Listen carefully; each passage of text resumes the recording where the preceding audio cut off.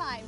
On the show today, we've gotten the project up to the point where we're attaching the boards. We're using a pretty classy type of decking, so we'll tell you more about that. We're also using a new method for attaching the deck boards, and we'll give you our verdict on that, but so far we found it works best doing this with 3 people. So we have our old buddy Dan. We like to call him Lenny helping us out. So stick around. Ready for a measurement, Lenny? 12 foot even, Robin.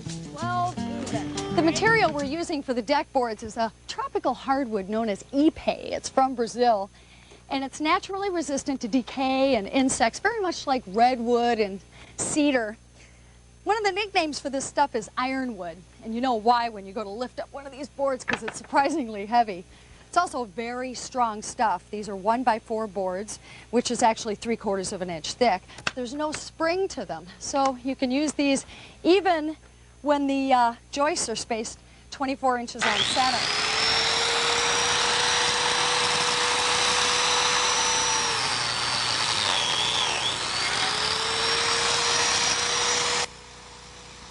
As I mentioned before, we're attaching these boards to our joists using a system so we don't have to do any type of screwing or nailing through the top of the boards. And of course, the end result here ends up looking like the deck of a ship. It's absolutely gorgeous.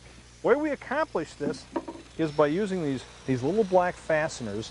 Using a plate joiner, we cut a slot in the decking, and then we slide these in, we just screw them down to the joist. Of course, in doing any of this, you end up creating a certain type of a system to do this, and Dan was out here a couple days ago working on that. What did you guys come up with? We actually found out that if you use 3 people doing this, it really does help. You have 2 people up top, pre-drilling and marking everything else. One person's down below, and all they're doing is just cutting and using the plate joiner. And again, what you're doing is you want to mark the board so you know exactly where the joist lands, exactly where this little fastener is. Well, we found out that the joists vary some, and some are bolts. It's a lot faster marking them right in place, so you don't have to worry about missing it. Here you go, guys. And then you also have on the end, 6-footer. Okay. On the end of each one of these boards, you've cut in a little bit of a biscuit just so that your butt joints line up for a while. I noticed. Yeah, I mean it's just a regular wood biscuit, and it just helps keeps the end nice and flush. So we'll just slide this guy right in like so, and then you just want to take the hammer and just bang it in here. Okay. There you go. We're in pretty well down there. Let me tap it on the end to make certain that that's in real well. Okay. I'm going to tack this end, Dean. All right, so you'll stick that in. Again, what you're going to do is pre-drill it. Yep. And then once it's pre-drilled, you're using stainless steel screws just so that we don't have any discoloration or rust or anything like that happening over time. And of course, with the stainless steel screws, they are a little soft on the top, so you can't just crank on them. You have to be they somewhat. They do strip out, yeah. Yeah.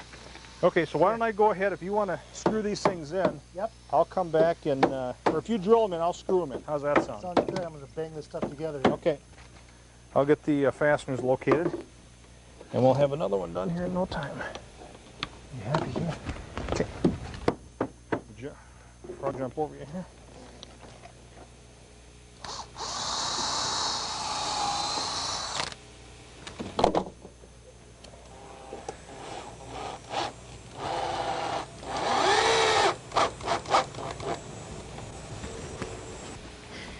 As we said, this wood already has natural preservatives in it, so all you really have to do is brush a little wax sealer on the end that's been cut to keep any moisture from absorbing into the end grain. It also prevents any cracking and checking.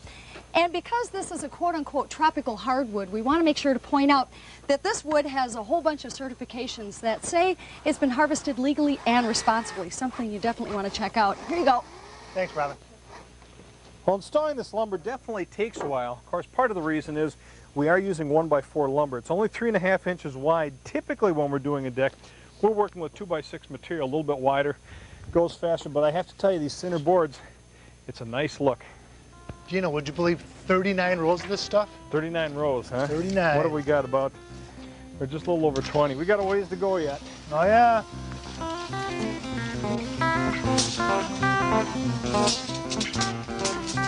We really like how the prepaid decking is turning out, and we love how the fastening system looks, but it was fairly slow going in. Now we've worked our way to the edge of the deck, and because the fastening system works between the joints of two boards, we had to come up with a slightly different approach for this last board. Here, we're screwing down through the top of the board and then countersinking and putting these little plugs in that are also made out of EBTY.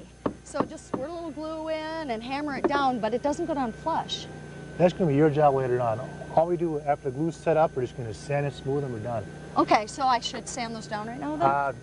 Nope, this is still wet, but if you can do that whole back side, that would be great. Those are all ready to sand down? Ready to go. I'll do that. Okay.